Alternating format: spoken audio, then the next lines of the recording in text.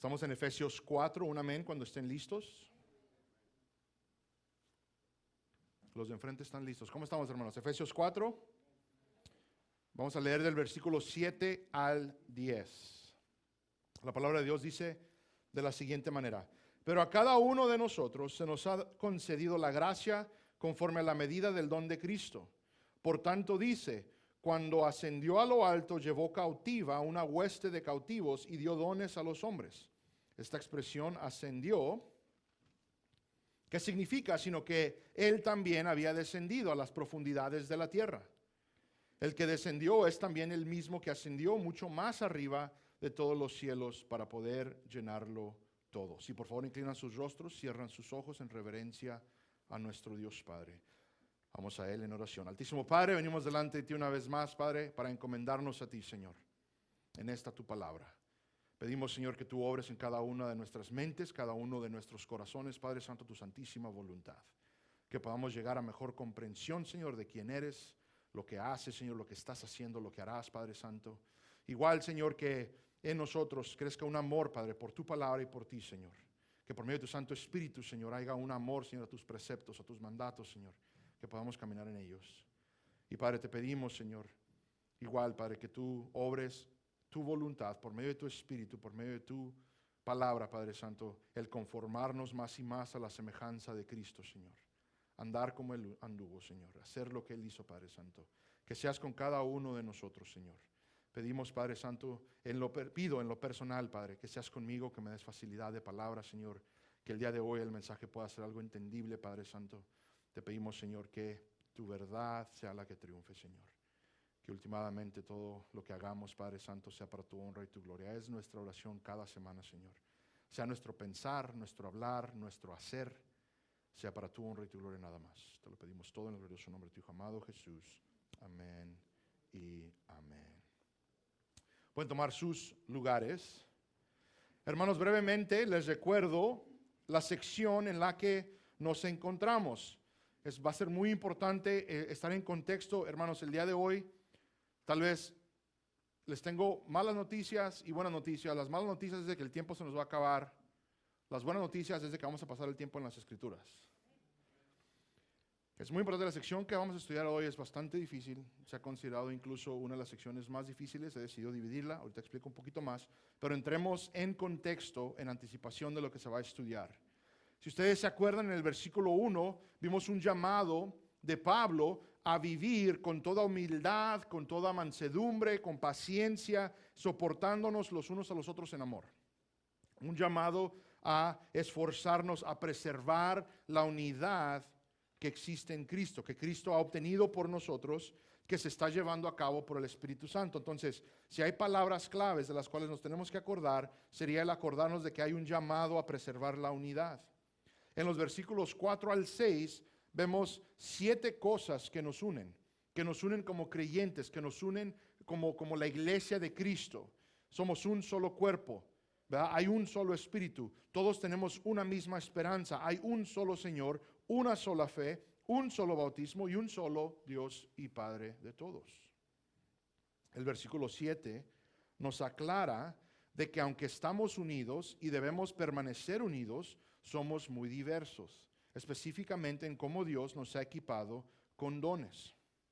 Así que estamos en medio de una sección muy importante que nos aclara la importancia de la unidad en el Espíritu, al igual que lo vital que es mantenerla a pesar de nuestra diversidad en muchas cosas. Ahora, una vez más, Pablo continúa en esta sección y su propósito será el explicar lo que Dios hizo para darnos dones, con el propósito de preservar la unidad de la cual hemos estado hablando. Ahora, como he mencionado, entendiendo ese contexto, entramos en un poquito de dificultad. Esta sección es bastante difícil. Es la sección tal vez más debatida de Efesios en toda la historia de la iglesia por varias razones que la hacen difícil de comprender. Para facilitarnos las cosas un poco más, Pablo cita lo que se considera como el salmo más difícil de todo el Salterio. Cuando llegamos a una sección como esta, de los versículos 7 al 10. es muy importante enfocarnos en el punto del texto. Cuando fallamos a hacer eso, es cuando la confusión se convierte en debates y surgen posturas que nublan el propósito del texto y pueden incluso tomar teologías por sí mismas. Decidí, una vez más, ya lo mencioné, tomar la sección en partes, versículo por versículo. Así que van a ser varias semanas que vamos a estar tratando con estos conceptos que aquí vemos. Una vez más, ya vimos el versículo 7, disculpen, que nos ayuda a entender los versículos inmediatos, entendiendo que todos están conectados, no son ideas independientes. Hoy vamos a considerar el versículo 8, después veremos los versículos 9 y 10 para conectarlo todo. Ahora, la dificultad, hermanos, va a ir incrementando poco a poco en cada versículo, pero creo podamos considerar verdades aplicables. Ahora, igual les recuerdo que esta sección corre desde el versículo 1 hasta el 16. Hay varias cosas que considerar, pero toda sección y todos los conceptos que aquí encontramos tienen la única función de explicar el propósito original, el cual es un punto primordial de toda la sección, del versículo 1 al 16. En otras palabras, Pablo va a tocar varios temas, pero todos para explicar el propósito primordial. ¿Qué es entonces el punto primordial de la sección del versículo 1 hasta el 16? Se los explico. Cristo, por su triunfo, ha dado dones a su iglesia para traer unidad por medio del hablar la verdad en amor, como vemos en el versículo 15, con el propósito de edificarnos y amarnos los unos a los otros al llegar a la madurez en Cristo. Literalmente este es el punto. Ahora, va a tocar varias cosas por el cual va a enfatizar este punto y va a explicar este punto y va a dejarnos saber cómo es de que todo esto se ha hecho posible. Pero una vez más, se los repito para los que toman notas, Cristo, por su triunfo, ha dado dones a su iglesia para traer unidad por medio del hablar la verdad en amor, con el propósito de edificarnos y amarnos los unos a los otros al llegar a la madurez en Cristo. De nuevo, esto nos va a ayudar a navegar un poquito esta sección que ha sido muy difícil históricamente. Ahora, no estoy aquí para decirles que yo no batallé, ni siquiera que yo tengo la respuesta. Pero sí es algo que tomo mucha consideración y creo yo personalmente que podemos llegar a una conclusión sólida, igual que es basada en fuentes acreditadas en la historia, en varias cosas. Bueno, basta con la larga introducción porque igual corro el riesgo de complicar más y no es que ya lo logré. Una vez más veamos el versículo 7. Ya lo hemos estudiado, lo doy simplemente de repaso. Versículo 7, Efesios 4, 7. Pero a cada uno de nosotros se nos ha concedido la gracia conforme a la medida del don de Cristo. Cristo ha dado dones, literalmente simple. Hablamos de la unidad entre la diversidad que existe entre todo miembro de su cuerpo, su iglesia santa. Ahora, quiero aclarar que a pesar de que nosotros consideramos los dones en general, cuando tratamos esta sección, Pablo tiene una idea enfocada. Veremos qué dones Dios ha dado a la iglesia, más específicamente en esta sección un poquito más adelante, cuando lo estudiamos en las semanas que siguen, si Dios lo permite. Ahora, una de las cosas, hemos concluido con las palabras del apóstol Pablo que Dios nos ha concedido la gracia conforme a la medida del don de Cristo. Esto es lo que nos dice el versículo 8. Por tanto, dice, cuando ascendió a lo alto, llevó cautiva una hueste de cautivos y dio dones a los hombres. La frase de el por tanto dice nos indica que hay una explicación que vendrá de las Escrituras. Vamos a ver el por qué se nos han concedido dones. Ahora, no habla del propósito de por qué recibimos dones, o sea, el fin, con el fin en mente, sino lo que hizo que esto fuera posible. No el propósito de los dones, sino el por qué, en el sentido de que cómo es de que se nos dieron estos dones, por qué hay la posibilidad de que se nos hayan dado dones. Eso es lo que esta sección trata. Más adelante en la sección se nos dirá para qué son los dones, pero aquí Pablo explica específicamente lo que hizo posible que Cristo diera dones. Va a ser muy importante. Aquí Pablo cita una variación del Salmo 68, específicamente el versículo 18. Esto es una de las cosas que ha causado una de las complicaciones. Noten unas cosas conmigo, por favor. Vayamos al Salmo 68, 18. La palabra de Dios dice, tú has ascendido a lo alto, Has llevado en cautividad a tus cautivos, has recibido dones entre los hombres y aún entre los rebeldes para que el Señor Dios habite entre ellos. Ahora, el Salmo habla de Dios.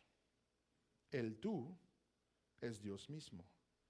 Dios es el que asciende. Ahora, ¿quién dice Pablo que ascendió en Éfeso? ¿En Efesios? Cristo. Hermanos, una vez más, la Biblia es clara. Cristo es Dios.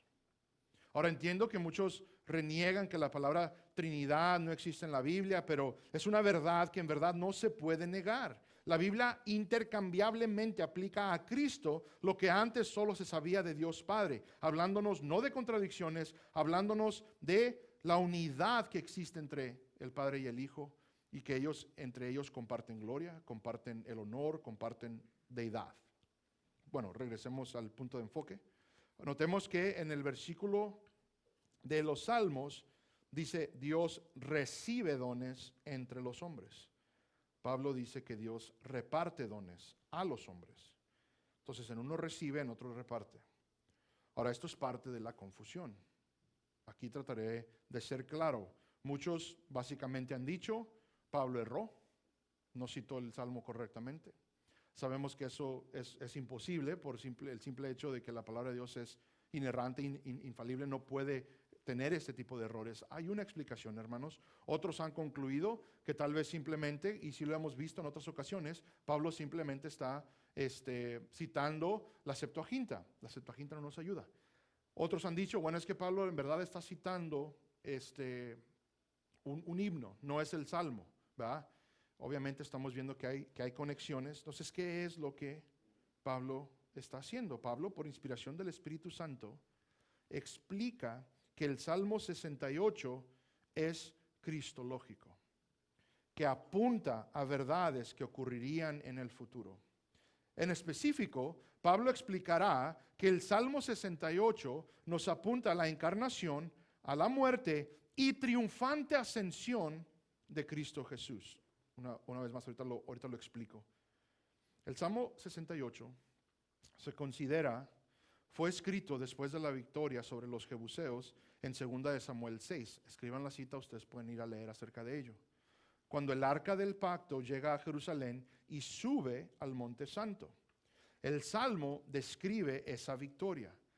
Pero igual el Salmo tiene por tema muchas victorias de Dios, obras grandiosas de Dios, victorias que Dios ha llevado a cabo para su pueblo. El tema central del Salmo 68 es el triunfo de Dios sobre todos sus enemigos y la bendición que es esto para su propio pueblo.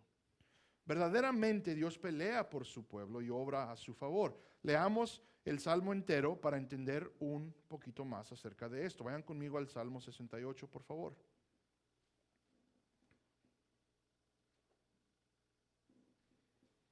Salmo 68, la palabra de Dios dice de la siguiente manera: levántense Dios, sean esparcidos sus enemigos y huyan delante de él los que le aborrecen. Muchos de ustedes lo cantaron.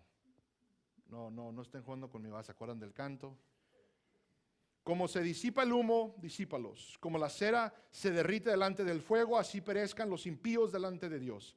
Pero alégrense los justos, regocíjense delante de Dios, sí, que rebosen de alegría. Cantad a Dios, cantad alabanzas a su nombre, abrid paso al que cabalga por los desiertos, cuyo nombre es el Señor, regocijaos delante de él.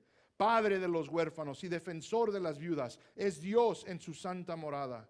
Dios prepara un hogar para los solitarios, conduce a los cautivos a prosperidad. Solo los rebeldes habitan en una tierra seca. Oh Dios, cuando saliste al frente de tu pueblo, cuando marchaste por el desierto, tembló la tierra.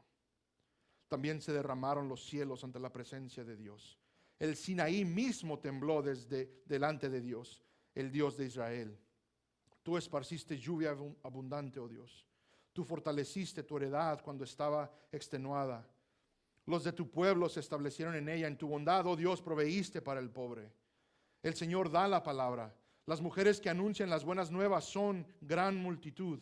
Noten ahora conmigo, hay unas cuantas cosas. Los reyes de los ejércitos huyen, sí, huyen.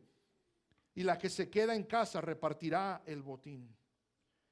Cuando os acostáis en los apriscos, sois como las alas de paloma cubiertas de plata y sus plumas de oro resplandeciente. Cuando el Omnipotente dispersó ahí a los reyes, nevaba en el monte Salmón. Monte de Dios, el monte de Basán, monte de muchos picos es el monte de Basán. Porque miráis con envidia, oh montes de muchos picos, al monte que Dios ha deseado para morada suya. Ciertamente el Señor habitará ahí para siempre. Los carros de Dios son miriadas, millares y millares. El Señor está entre ellos en santidad como en el Sinaí. Aquí está, tú has ascendido a lo alto. Has llevado en cautividad a tus cautivos. Has recibido dones entre los hombres y aún entre los rebeldes para que el Señor Dios habite entre ellos. Bendito sea el Señor, que cada día lleva nuestra carga, el Dios que es nuestra salvación. Dios es para nosotros un Dios de salvación. Y a Dios el Señor pertenece el librar de la muerte. Ciertamente Dios herirá la cabeza de sus enemigos, la testa velluda del que anda en sus delitos. Dijo el Señor, de Basán los haré volver de las profundidades del mar, para que tu piel los aplaste en sangre y la lengua de tus perros tenga la porción de tus enemigos. Ellos han visto tu procesión, oh Dios, la procesión de mi Dios, mi Rey, hacia el santuario. Los cantores iban delante, los músicos detrás, en medio de las doncellas tocando panderos. Bendecid a Dios en las congregaciones, al Señor vosotros del linaje de Israel. Ahí va Benjamín, el más joven, dirigiéndolos, los príncipes de Judá con su grupo, los príncipes de Zebulón, los príncipes de Neftalí. El Dios tuyo ha mandado tu fuerza. Muestra tu poder, oh Dios, tú que has obrado por nosotros. Noten aquí, por causa de tu templo en Jerusalén, te traerán presentes los reyes. Reprende las fieras de las cañas, la manada de toros con los becerros de los pueblos, pisoteando las piezas de plata.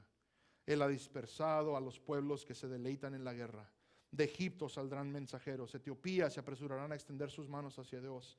Cantad a Dios, oh reinos de la tierra, cantad alabanzas al Señor. Cantad al que cabalga sobre los cielos de los cielos, que son desde la antigüedad. He aquí, Él da su voz poderosa, atribuida a Dios fortaleza. Su majestad es sobre Israel y su poder está en los cielos. Imponente eres, oh Dios, desde tu santuario. El Dios mismo de Israel da fortaleza y poder al pueblo. Bendito sea Dios. Un salmo glorioso, un salmo que atribuye alabanza, honor, gloria, majestad al Dios que ha verdaderamente sido victorioso por su pueblo. Ahora, entendiendo el salmo un poco más, podemos reconocer entonces lo que Pablo está haciendo con la cita. Incluso aclara mucho la explicación que veremos en los versículos 9 y 10. Llegaremos ahí. Un comentarista lo explica de esta manera, se los voy a leer. Creo que es bastante adecuado lo que el comentarista hace. Dice, en este salmo, David ensalza el nombre de Jehová por la gran victoria que le había dado. Esta victoria de David le recuerda los gloriosos actos victoriosos anteriores de Dios, incluyendo el cruce del Mar Rojo, la destrucción de las huestes de Faraón, el posterior viaje por el desierto y la entrada a la tierra prometida de Canaán. En cada uno de estos escenarios, el pueblo de Dios estaba en una situación desesperada y, sin embargo, Dios, por así decirlo, había bajado, los había liberado y luego había ascendido de regreso al cielo. Y aquí vemos la sabiduría de la inspiración de Dios de David, quien habló principalmente de eventos locales que el Espíritu pretendía que tuvieran un doble significado, un mensaje profético mayor, predicando lo que sucedería al Mesías más de 1 milenio después. El punto es de que lo que estamos viendo en el Salmo 68 son conceptos cristológicos, apuntándonos hacia adelante, como lo es toda la palabra de Dios. Ustedes recordarán que Cristo mismo dice, es la palabra la que apunta a mí. Todo habla de mí. Aquí vemos un ejemplo claro que tal vez es un poco confuso porque a simple vista estamos viendo lectura acerca de citas, de eventos locales en estas citas. Hermanos, aquí hablamos de la victoria de Cristo, la victoria que se obtuvo por medio de su muerte y resurrección, la cual es verificada por su ascensión a gloria. Esto es lo que está por enfoque. Ahora, noten una vez más el versículo y ahora podemos explicar cómo el Salmo 68 apunta a la encarnación, a la muerte y triunfante ascensión de nuestro Señor Jesucristo. Dice, cuando ascendió a lo alto. ¿Verdad? Una vez más estamos en Efesios 4:8. Cristo ascendió a gloria. Esto es referencia a su triunfo. Pablo ya hizo referencia a esto en Efesios 1, del 20 al 23, se los leo. Dice, el cual obró en Cristo cuando le resucitó de entre los muertos, le sentó a su diestra en los lugares celestiales, muy por encima de todo principado, autoridad, poder, dominio, y de todo nombre que se nombra, no solo en este siglo, sino también en el venidero.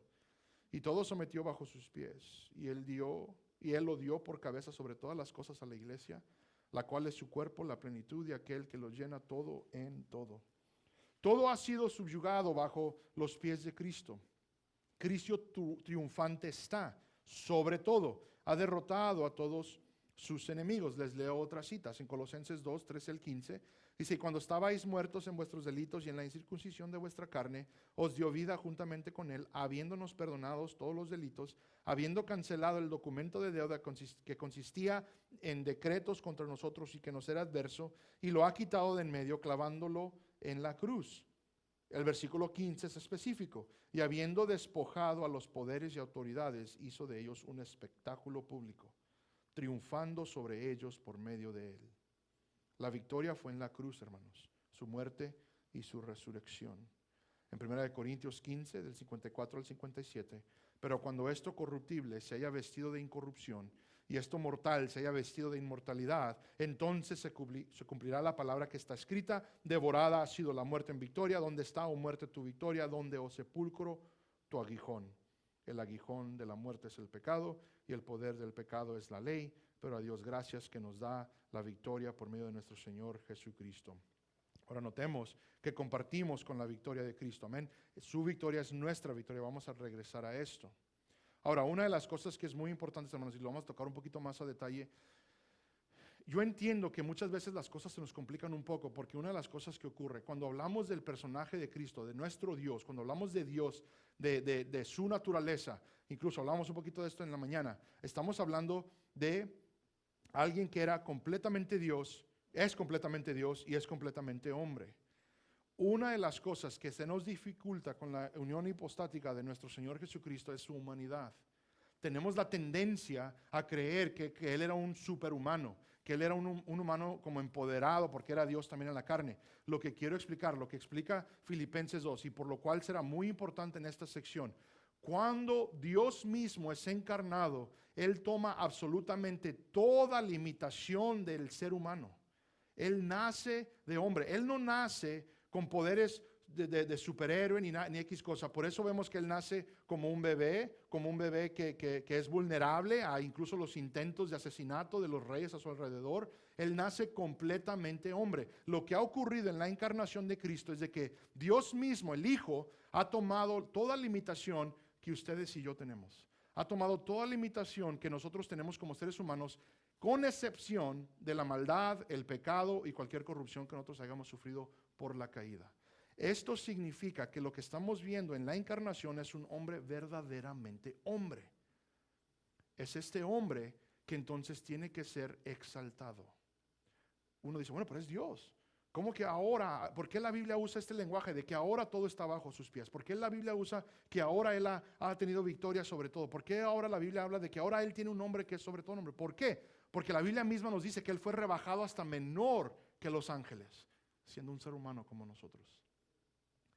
Su victoria es lo que una vez más le da, y aquí el punto, hermanos, el derecho a dar dones, a enseñorearse como ser humano, porque Él ahorita existe en hueso y carne sobre todas las cosas, habiendo llevado a cabo la voluntad de Dios, triunfando sobre todo. Lo explicaré un poco más, tal vez esto es nuevo para cada uno de nosotros, pero no continuemos porque va a ser muy importante el lenguaje que se está usando.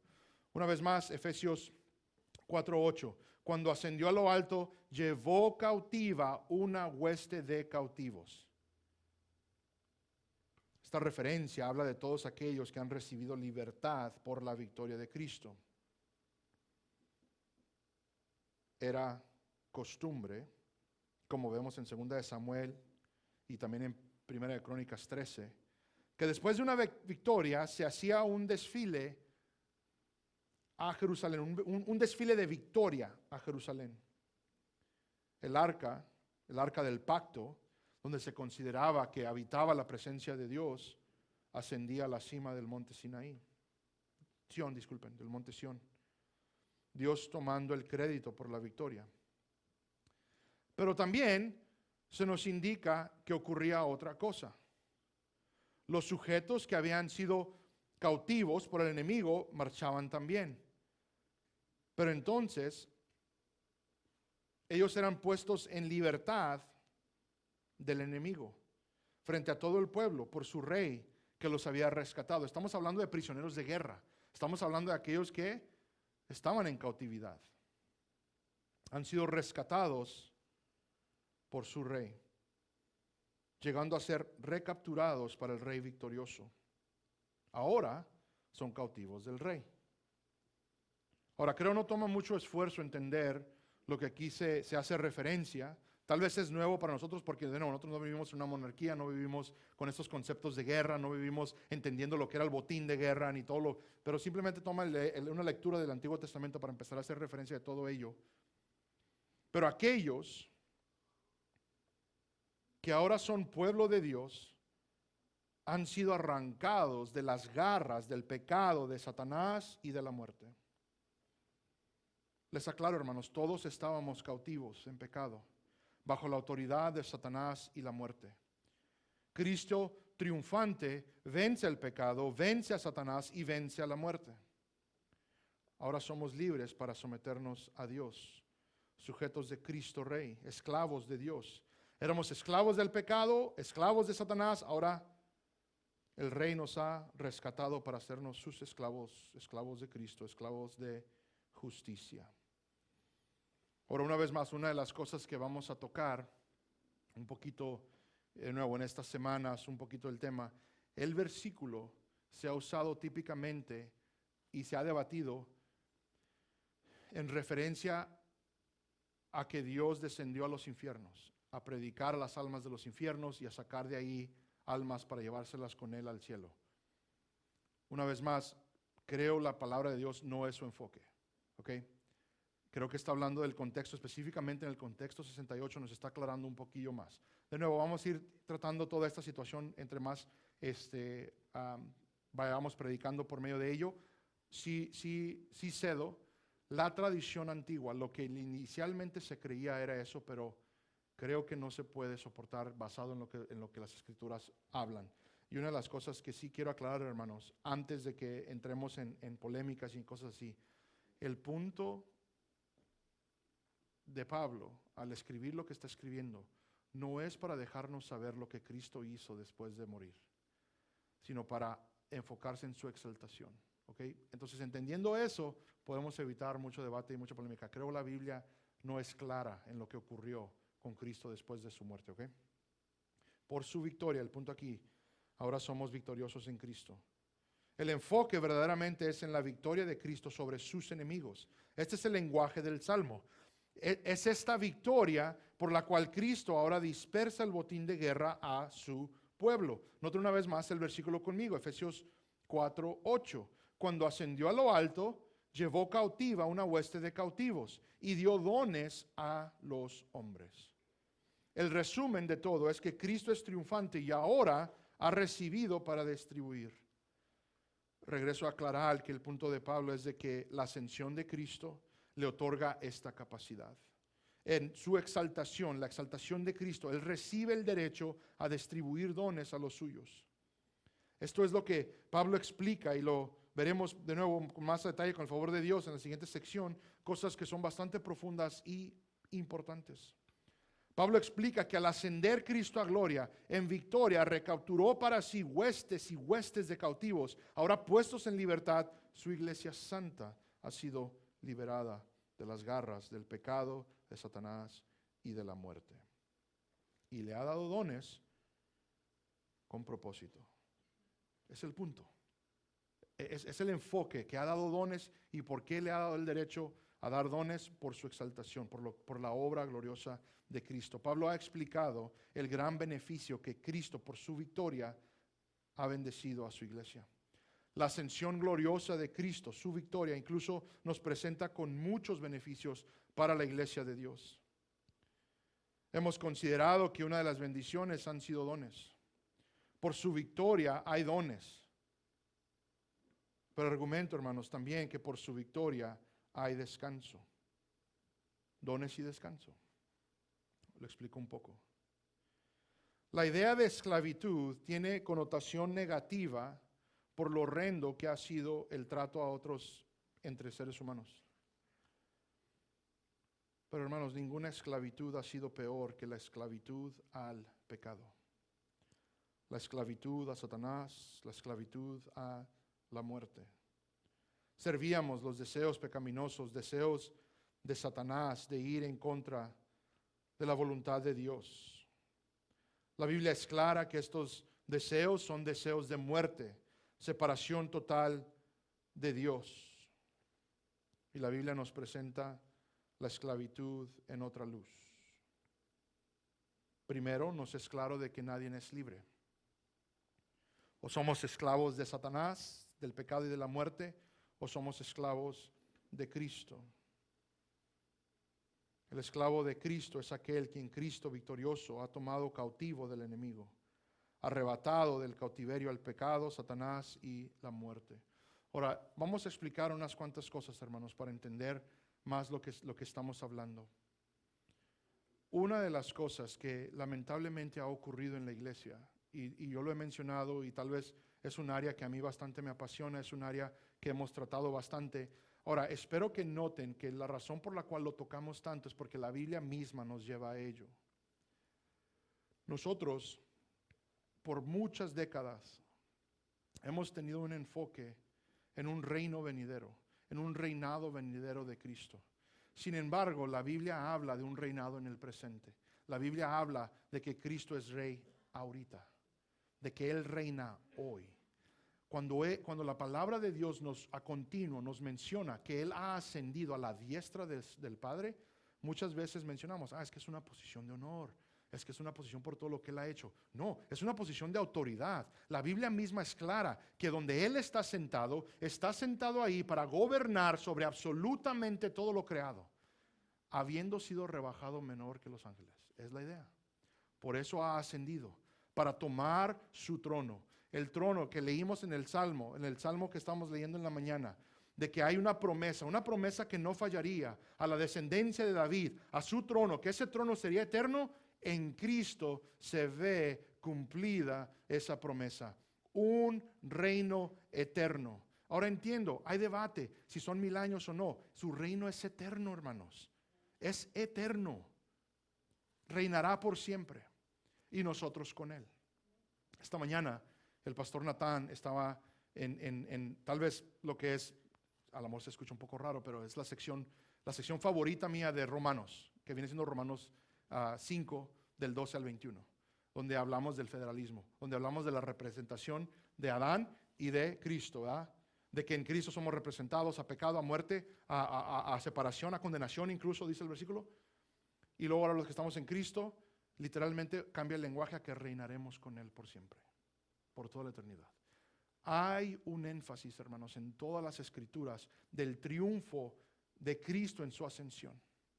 Una de las cosas que Él hace cuando Él asciende es de que Él reina, dice con vara de hierro. ¿Ok? Ahora, ¿qué son las objeciones? Bueno, pero ¿por qué veo el caos aún todo a mi alrededor? ¿Por qué no estoy viendo que las cosas que Cristo quiere se están haciendo? Bueno, porque en el plan de Dios lo que está ocurriendo es de que estos dos reinos se están introduciendo.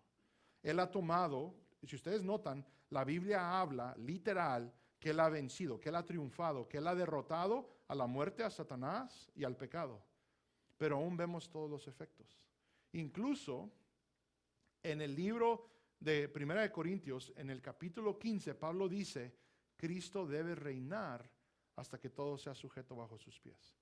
Hermanos, lo único que está ocurriendo es de que por medio del Evangelio, por medio de la Iglesia Santa, la cual ha equipado con dones, Dios está subyugando absolutamente todo en esta tierra y eventualmente llegará a su culminación cuando Él aparezca una vez más en las nubes. Pero todo está siendo conquistado. Hermanos, vivamos en victoria, hermanos. La iglesia por mucho tiempo, por la doctrina que hemos compartido, por la doctrina que se nos ha enseñado, vivimos en derrota. No, pero es que aquí nos va a ir mal, pero es que aquí va a ocurrir esto. No. Cristo dice que Él ha obtenido la victoria. Vivamos victoriosos, entendiendo que el Evangelio nada lo puede parar. Absolutamente nada. No hay ninguna cosa alguna que pueda parar, estorbar los planes de aquel que reina sobre todo. Gloria a Dios por ello. Cristo es Rey. Ni muerte ni nada. Absolutamente. Ahorita lo vamos a ver. Ahora, ese es un aspecto. Ahora, ¿qué ocurre cuando nosotros servimos al Rey del universo? Al Rey que nos ha dado dones, al Rey que ha ascendido a la diestra del Padre. Otra cosa que la palabra de Dios a continuo mezcla: su reinado, su intercesión y su abogo por nosotros. Veamos. Primero que nada, hermanos, regresamos una vez más. Nosotros hemos sido conquistados por este Rey. Éramos cautivos, ahora hemos salido del cautiverio para ser sujetos de Dios, para ser sujetos de justicia. Este es el punto de Romanos 6, se los leo. Romanos 6, 15 al 23. Entonces, ¿qué? ¿Pecaremos porque no estamos bajo la ley, sino bajo la gracia? De ningún modo. ¿No sabéis que cuando os presentéis a alguno como esclavos para obedecerle, sois esclavos de aquel a quien obedecéis, ya sea del pecado para muerte o de la obediencia para justicia? Pero gracias a Dios que aunque erais esclavos del pecado, os hicisteis obedientes de corazón a aquella forma de enseñanza a la que fuisteis entregados. Hablando del Evangelio, habiendo creído el Evangelio. Versículo 18. Y habiendo sido libertados del pecado, os habéis hecho siervos de la justicia. Ahí la palabra, esclavos.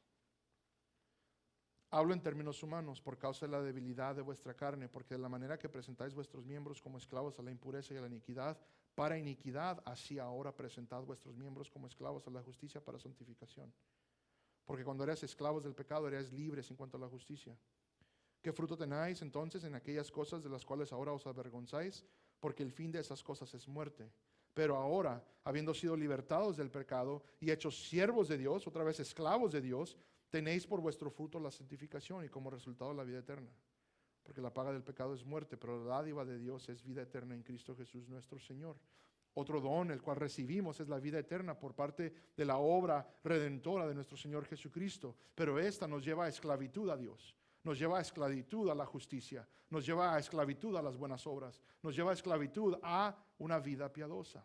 Hermanos, no somos libres. Yo sé que el ideal americano es la libertad, yo sé que incluso muchos han muerto por el concepto de la libertad. Nadie es libre. O somos esclavos al pecado o esclavos de Cristo. Ahora pertenecemos a Cristo, somos sus esclavos, somos llamados ahora a vivir en justicia, a andar en justicia, a hacer el bien, a vivir como Cristo vivió. Y esto es difícil. Si somos un poquito honestos, nos enteramos o inmediatamente reconocemos que la carne se opone. Luchamos y luchamos para vivir bien. Luchamos y nos esforzamos arduamente para hacer las cosas bien. Luchamos en contra del pecado, pero caemos. Nos ofendemos, nos lastimamos, en todo pecamos en contra de Dios y en contra del prójimo. Incluso esto muchas veces tal vez nos ha llevado a un tipo de legalismo donde caemos en la tentación de agradar a Dios por nuestro esfuerzo y que los demás se comporten como yo. Cosas externas. Ahora es aquí donde tal vez nos encontramos, pero por eso es bueno este recordatorio.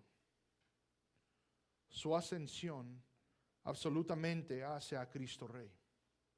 Rey justo, Rey eterno, pero también como Rey es nuestro intercesor. La victoria de Cristo es nuestra victoria. Noten cómo siempre todas estas ideas van juntas.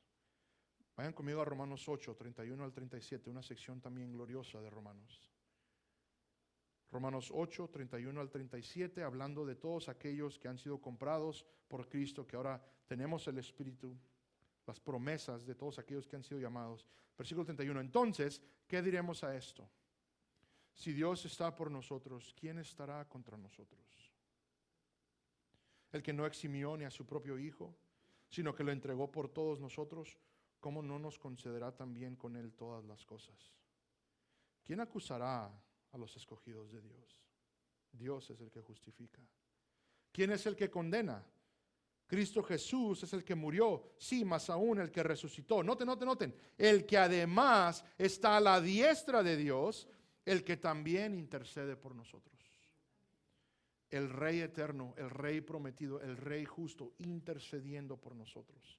¿Quién nos separará del amor de Cristo? ¿Tribulación o angustia o persecución o hambre o desnudez o peligro o espada? Tal como está escrito, por causa tuya somos puestos a muerte todo el día, somos considerados como ovejas para el matadero, pero en todas estas cosas somos más que perdedores, somos más que vencedores por medio de aquel que nos amó. Victoriosos en Cristo por su victoria, victoriosos en Cristo porque Cristo es el Rey victorioso que ha conquistado, que obra por su pueblo y que ahora intercede por él. La ascensión de Cristo nos lleva cautivos con él, ahora sus esclavos, para andar en justicia perfectamente. Pero esta no es la nuestra, es la de Cristo. Al ir por esta vida fallándole al Rey justo que demanda justicia de nosotros, acordémonos que Él la cumplió en nuestro lugar y que a la vez intercede por aquellos que llevó consigo mismo en cautiverio a su reino de luz. Primera de Juan 2:1. Hijitos míos, os escribo estas cosas para que no pequéis. Y si alguno peca, abogado tenemos para con el Padre, a Jesucristo el justo. Hebreos 7:25, por lo cual Él también es poderoso para salvar para siempre a los que por medio de Él se acercan a Dios, puesto que vive perpetuamente para interceder por ellos. Hermanos, su intercesión por nosotros nos debe llevar al arrepentimiento personal continuo, a una intimidad espiritual con Dios. Es su intercesión que nos protege del caer. Es su intercesión lo que nos permite estar delante de Dios en su presencia sin culpa ni error.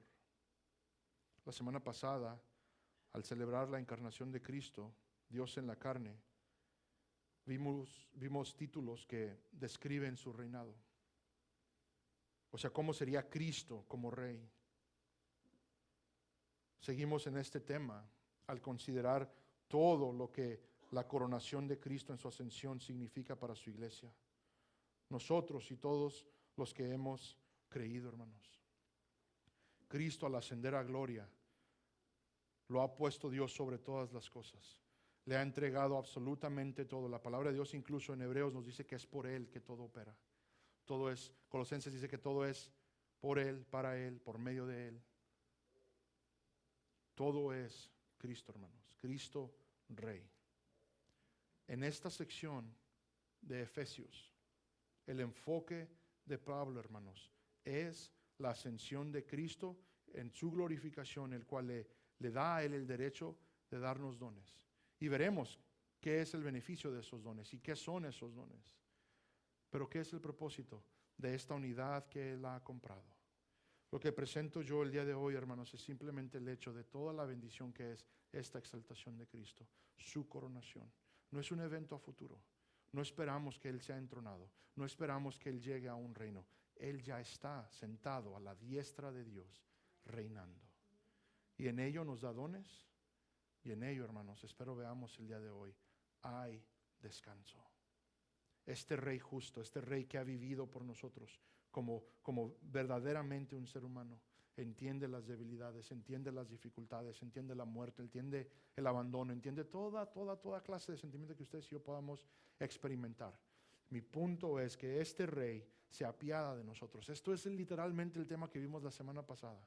Es un Rey justo, un Rey benevolente, un Rey paciente con nosotros. Un Rey de que a pesar, hermanos, les dejo saber, porque el día de hoy vamos a salir de este lugar y lo primero que vamos a hacer es pecar. Y este Rey está delante del Padre, intercediendo. He pagado por ese pecado. He pagado por ese pecado. Mi sangre ha cubierto ese pecado. La honra y la gloria sea a Cristo nuestro Rey, quien es victorioso, quien ha obtenido la victoria por nosotros, quien nos ahora da el derecho a vivir victoriosamente, porque Él es Rey. La gloria sea a nuestro Rey.